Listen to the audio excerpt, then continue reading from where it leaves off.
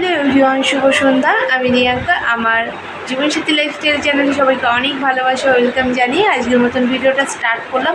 আর এখান থেকে শুরু করলাম ভিডিওটা। সবসময় তো সকালে ভিডিও শুরু করি, হয়তো বিকেলে, তো আজকে সন্ধ্যা থেকেই শুরু করলাম। আর এখন বেজে গেছে তোমার 7:30, আর আমি কাজ থেকে চলে এসেছি, অনেকটা সময় হয়ে গেছে। আর বাইরে প্রচণ্ড বৃষ্টি হয়েছে আজকে সারা দিন। কাজ করতে আমার খুবই অসুবিধা হয়েছে, তার ভিতরে আমাকে কাজ কমপ্লিট করতে হয়েছে, যেহেতু কাজটা তো কমপ্লিট করতেই হবে। তো অনেক কষ্ট করে কাজ বাজ করে তারপরে বাড়ি আসলাম। বাড়ি আসতে আসতে সন্ধ্যা হয়ে গেছে। বাড়ি এসে ঘর ঝাঁতে, উঠোন ঝাঁতে, দুটো বাসন ছিল সেটা ধুয়ে তারপরে সন্ধ্যা দিলাম, তারপরে স্নান করলাম, তারপরে সন্ধ্যা দিলাম, তারপরে চলে এসেছি ঘরে। আর এখন সোনাই বই নিয়ে বসেছে। তো চলো, সোনাইয়ের পড়া মোটামুটি কমপ্লিট হয়ে গেছে। তো সোনাই এখন কী করছে সেটা তোমাদের সঙ্গে শেয়ার করি।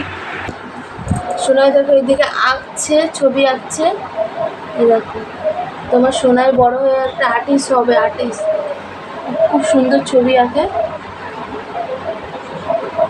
তো চলো পরে দেখাচ্ছি সোনাই কী ছবি আঁকছে। আর একটা জিনিস তোমাদের সঙ্গে শেয়ার না করলে থাকতেই পারছি না। দেখো আমার হাতে এটা কি হয়েছে বুঝতে পারছি না। দেখো,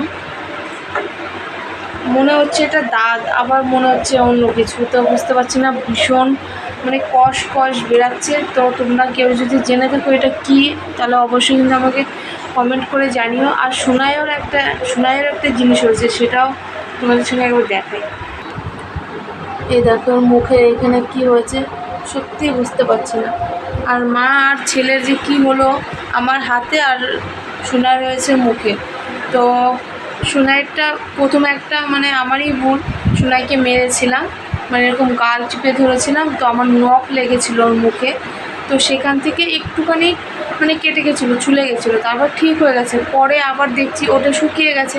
কদিন পরে আবার দেখছি কী যেন একটা মুখে হয়ে গেছে, এই পুরো মুখটা জুড়ে একটা কীরকম হয়ে গেছে।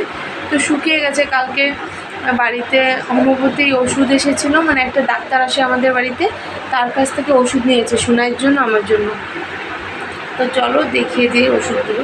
এই দেখো, এই ওষুধটা সোনাইয়ের, আর আমার ওষুধ এই দেখো, দেখতে পাচ্ছ, এই দুটো আমার আর এইটা সোনাইয়ের।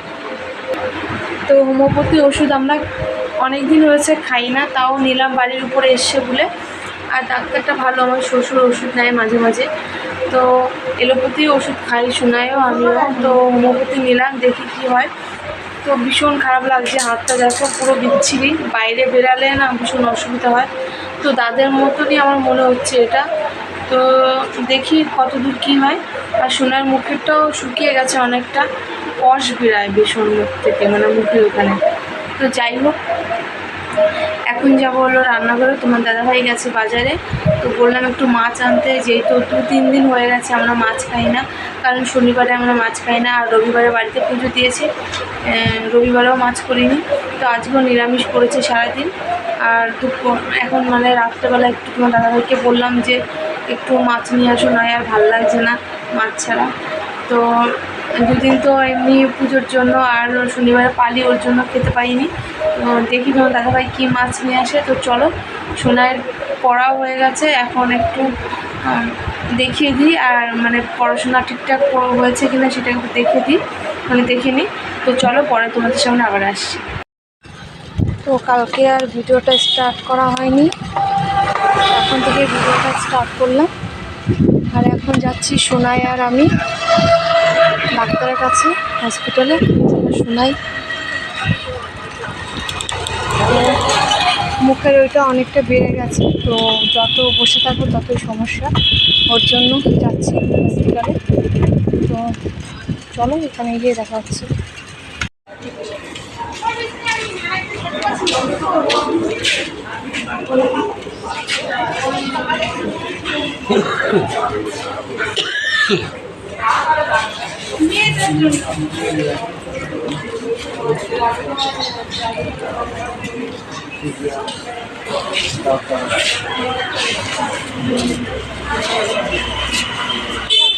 দাঁড়াবো